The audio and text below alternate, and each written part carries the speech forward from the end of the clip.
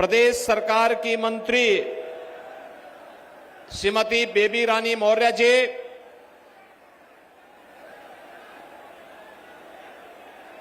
Bharatiya Janata party के फतेहपुर सीकरी से लोकप्रिय प्रत्याशी,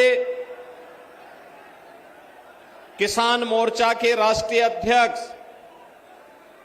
श्री राजकुमार चाहर जी,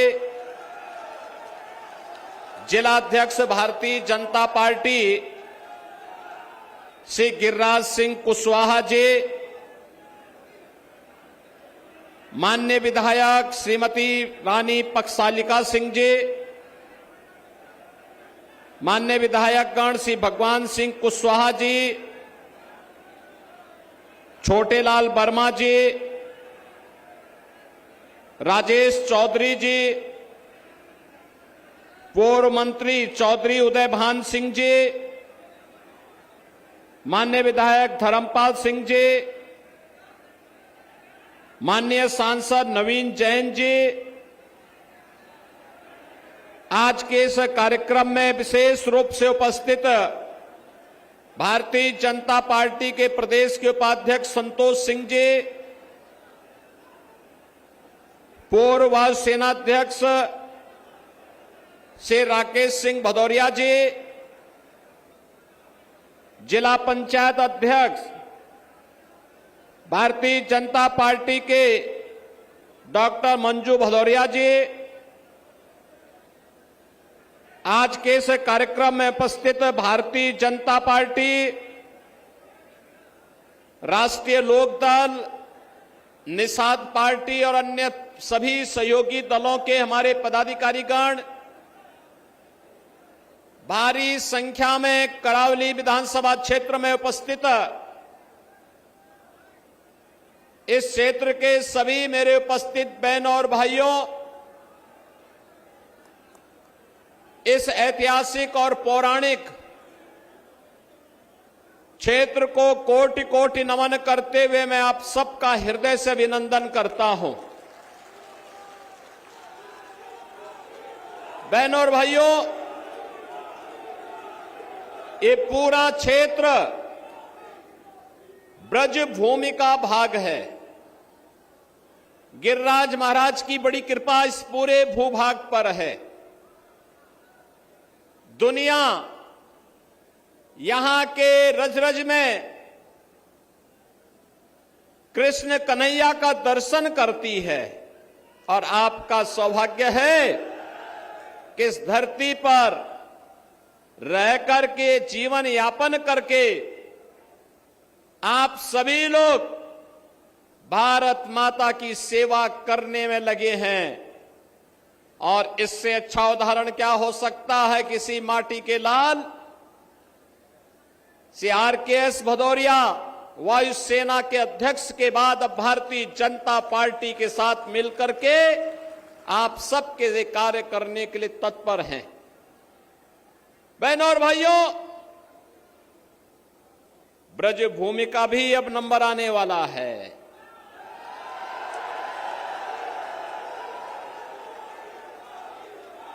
अयोध्या और काशी ने अपने लक्ष्यों को प्राप्त कर लिया है। अब तो बारी आप ही की है। अब विकास के लिए आपको कहीं कोई तरसाने की हिम्मत नहीं कर पाएगा, क्योंकि अब तो आगरा में भी आपका अपना एयरपोर्ट बन रहा है। आगरा भी गंगा जल का सेवन कर रहा है और हर घर नल की योजना भी लागू हो रही है। बहनों और भाइयों, मुझे बताइए, आपने रामनवमी के दिन देखा होगा भगवान राम का सूर्य तिलक हुआ था। देखा ना? देखा ना? देखो, एक तरफ कांग्रेस थी, समाजवादी पार्टी थी, बहुजन समाजवादी पार्टी थी, राम जन्मभूमि के लिए हमसे कहते थे क्या प्रमाण है कि राम का जन्म अयोध्या में हुआ, ये लोग बोलते थे। और इन दलों ने तब ये भी कहा था कि राम और कृष्ण तो हुए ही नहीं, जैसे कि इस सृष्टि के पहले कांग्रेस, सपा और बसपा ही पैदा हो गए थे, बाकी तो कोई हुआ ही नहीं था। ऐसा दिखाने का प्रयास कर रहे थे। बहनों और भाइयों, वो तो मोदी जी का प्रताप है, इनका झूठ फेल हो गया और मोदी जी के कारण 500 वर्षों का इंतजार समाप्त करके अयोध्या में रामलला का फिर से प्रकटीकरण हो गया है। और अयोध्या में रामलला के भव्य मंदिर के शिलान्यास के लिए भी प्रधानमंत्री जी गए, प्राण प्रतिष्ठा के कार्यक्रम के लिए भी प्रधानमंत्री जी गए, और उस दिन का भी उनका वह भावुक चित्र देखा होगा आप सबने, जब सूर्य तिलक होते हुए प्रधानमंत्री जी भले ही अयोध्या में नहीं थे, उनका मन अयोध्या में था कि हमारे रामलला का भव्य मंदिर बनने के बाद 500 वर्षों के बाद रामलला को अपनी ही जन्मभूमि पर अपना जन्मोत्सव मनाने का अवसर प्राप्त हुआ। बहनों और भाइयों, आज जो भारत को सम्मान मिल रहा है, जो भी कौम अपनी विरासत का सम्मान करेगा उसको दुनिया के अंदर सम्मान मिलेगा। भारत ने साबित कर दिया है, भारत ने साबित कर दिया है। विरासत का ही सम्मान है कि काशी में काशी विश्वनाथ धाम, विरासत का ही सम्मान है कि अयोध्या में रामलला 500 वर्षों के बाद विराजमान हो रहे हैं, और विरासत का ही सम्मान है चौधरी चरण सिंह जी को भारत का सर्वोच्च नागरिक सम्मान भारत रत्न प्राप्त हुआ है। ये सभी मोदी जी के कारण। और बहनों और भाइयों, एक तरफ विरासत का सम्मान, दूसरी तरफ विकास के भी कार्य ऐसे, highway 4 lane, 6 lane, 12 lane, expressway, airport, defence corridor, और हर घर नल की योजना से लेकर के IIT, IIM, medical college, AIIMS जैसे संस्थान बन रहे हैं। गरीब कल्याणकारी योजनाओं की तो कोई सानी नहीं।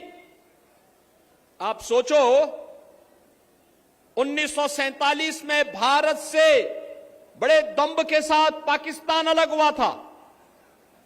पाकिस्तान की कुल आबादी 23 से 24 करोड़, भारत की आबादी 140 करोड़। भारत के अंदर 80 करोड़ लोग 4 वर्ष से फ्री में राशन की सुविधा का लाभ प्राप्त कर रहे हैं, और पाकिस्तान के अंदर 23 करोड़ जनता भूखों मर रही है, बदहाल है। जितनी पाकिस्तान की आबादी, उससे ज्यादा आबादी को प्रधानमंत्री मोदी जी के नेतृत्व में 10 वर्ष में गरीबी रेखा से ऊपर उठा करके खुशहाल जीवन और स्वावलंबन का जीवन जीने के लिए आगे बढ़ा दिया गया है। बहनों और भाइयों, कांग्रेस के लोग, सपा बसपा के लोग गरीबों के अकाउंट में डकैती डालते थे, इसीलिए जनधन अकाउंट नहीं खोलने देते थे, इसीलिए रसोई गैस के लिए तरसाते थे, इसीलिए किसान आत्महत्या करता था, क्योंकि किसान सम्मान निधि जैसी योजना नहीं थी। गरीब सर्दी में ठिठुरने के लिए मजबूर होता था, और बरसात में भूखों सो जाता था। क्या स्थिति थी? 4 करोड़ गरीबों को मकान मिल गए, 12 करोड़ किसानों को किसान सम्मान निधि का लाभ मिल गया, 10 करोड़ गरीब परिवारों को उज्ज्वला योजना का रसोई गैस का कनेक्शन मिल गया। और मोदी जी ने कहा है, जो बचे कुचे हैं, अब कार्य इस तीसरे कार्यकाल में उन सबको भी हम सिचुरेट करेंगे, पूरी तरह हर व्यक्ति को सुविधा का लाभ देंगे। आपने देखा होगा, कोई भेद नहीं किसी के साथ, न किसी की जाति, न किसी का मत, न किसी का मजहब, कोई चेहरा देख करके योजना का लाभ नहीं। योजनाओं का आधार सबका साथ और सबके विकास के आधार पर है। बहनों और भाइयों, सुरक्षा सबको, सुविधा सबको, तुष्टीकरण किसी की नहीं, यह भारतीय जनता पार्टी का नारा है। और भारतीय जनता पार्टी इसी मुद्दे को लेकर के सरकार भी बनाती है और आपसे कहने के लिए भी इसीलिए आई है। हम लोग इसीलिए आए हैं। विरासत और विकास का जो अद्भुत संगम भारतीय जनता पार्टी की सरकार ने मोदी जी के नेतृत्व में प्रस्तुत किया है, दुनिया कौतूहल और आश्चर्य की निगाहों से इसे देख रही है। और इसीलिए आज मैं आपके पास आया हूं आपसे कहने के लिए। बहनों और भाइयों, आज किसानों को जो सुविधाएं प्राप्त हो रही हैं, प्रधानमंत्री कृषि सिंचाई योजना, प्रधानमंत्री किसान बीमा योजना, प्रधानमंत्री किसान सम्मान निधि, इसके पीछे प्रधानमंत्री मोदी जी का नेतृत्व है, उनका मार्गदर्शन है। और पूरे देश के अंदर संगठन के माध्यम से इसको ले जाने का कोई काम कर रहा है, वह काम कर रहे हैं आपके सांसद राजकुमार चाहर, जो आपके लोकप्रिय सांसद हैं, क्योंकि वह किसान मोर्चा के भी राष्ट्रीय अध्यक्ष हैं। और इसीलिए बहनों और भाइयों, पूरे देश के अंदर वह कार्यक्रमों में, पार्टी के कार्यक्रमों में किसानों के मुद्दे को लेकर के पूरे देश के अंदर कार्य करते हैं। मैं आज आपके ये अपील करने के लिए आया हूं, आपने सांसद चुना, पूरे देश के लिए काम कर रहा है। आपके लिए तो गौरव के साथ बोलने की आवश्यकता है। हमारा सांसद केवल फतेहपुर सीकरी के लिए नहीं, पूरे देश के किसानों के लिए काम कर रहा है। और इसीलिए मैं आपसे कहने के लिए आया हूं, आपका दायित्व बनता है, आपका दायित्व बनता है। अगर आप विरासत का सम्मान करते हैं तो जिन लोगों ने राम और कृष्ण पर प्रश्न खड़े किए थे, आज उनको वोट के लिए तरसा दीजिए। एक भी वोट नहीं मिलेगा उनको। जिन्होंने विकास की योजनाओं के लिए आपको तरसाया था, जिन्होंने गंगा जल के लिए आपको तरसाया था, उनको वोट के लिए तरसा दीजिए। कह दीजिए कि भाई नहीं, जब आपको मौका मिला तब तो आपने कुछ किया नहीं। जब मौका मिला, ये माफिया और अपराधी को अपने गले का हार बना करके प्रदेश के व्यापारी और बेटी की सुरक्षा में सेंध लगा रहे थे ये लोग। कांग्रेस और सपा और बसपा, देख रहे हैं सभी लोग माफिया की कब्र में जाकर के फतिया पड़ रहे हैं। इनको बोलो, इनको बोल दीजिए ये चुनाव से अच्छा वक्त नहीं। इनको बोलो कि जाओ, वोट तो कमल निशान को जाएगा, तुम लोगों को 5 साल की छुट्टी दे रहे हैं, फतिया पड़ो खूब। और इसीलिए हम लोग आए हैं आपसे कहने के लिए, बहनों और भाइयों, मोदी जी का तीसरा कार्यकाल भारत को आत्मनिर्भर भारत और विकसित भारत बनाएगा। विकसित भारत के लिए वोट भाजपा को चाहिए, आत्मनिर्भर भारत के लिए भाजपा को वोट चाहिए। हर नौजवान के चेहरे पर खुशहाली लाने के लिए, हर बेटी को सुरक्षा और स्वावलंबन के मार्ग पर आगे बढ़ाने के लिए, भारत को दुनिया की एक ताकत बनाने के लिए भारतीय जनता पार्टी को आपका आशीर्वाद चाहिए, आपका समर्थन चाहिए। और इसके लिए मैं भारतीय जनता पार्टी के सभी जनप्रतिनिधियों से और सभी कार्यकर्ताओं से भी अपील करूंगा, चुनाव प्रत्याशी का नाम राजकुमार चाहर हो सकता है, लेकिन चुनाव तक हर व्यक्ति को राजकुमार चाहर बनना पड़ेगा। बहनों और भाइयों, चुनाव तीसरे चरण में यहां होना है और तीसरे चरण के चुनाव के लिए अभी से आपको मैं अपील करूंगा, घर घर जाइए। हमारा नारा राष्ट्रवाद का है, जातिवाद का नहीं हो सकता है। जातिवाद के नाम पर बांटने वाले लोग देश को कमजोर करना चाहते हैं। देश को कमजोर करने वाले जो जाति के नाम पर और परिवार के नाम पर सामाजिक ताने बाने को छिन्न भिन्न करना चाहते हैं, ये देश को कमजोर करने वाले लोग हैं। इन लोगों से सावधान रहिए। और मैं फिर आपसे कहूंगा कि माफिया और अपराधी के साथ, देखो अयोध्या में रामलला का भी दर्शन करवा रहे हैं, तो माफिया और अपराधी का राम नाम सत्य है भी करवा रहे हैं। दोनों काम एक साथ चल रहा है। और ये जो अद्भुत संजोग है इसलिए है क्योंकि भारतीय जनता पार्टी की सरकार है।